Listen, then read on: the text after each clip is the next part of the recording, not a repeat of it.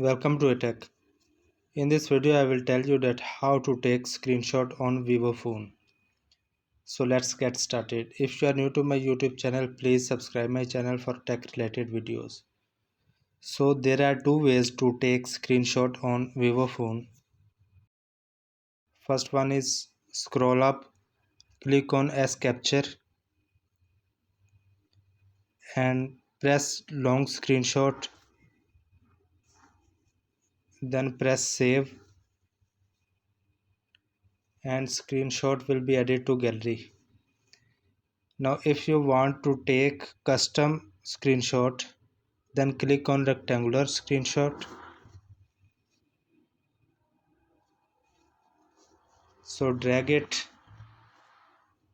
according to your requirement. Click on save button.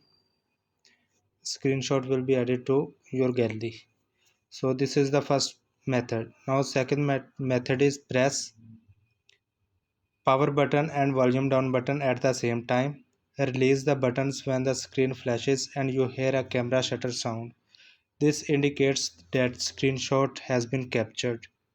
So you can find screenshot in your gallery. So if you like the video, please subscribe my channel. Thanks for watching.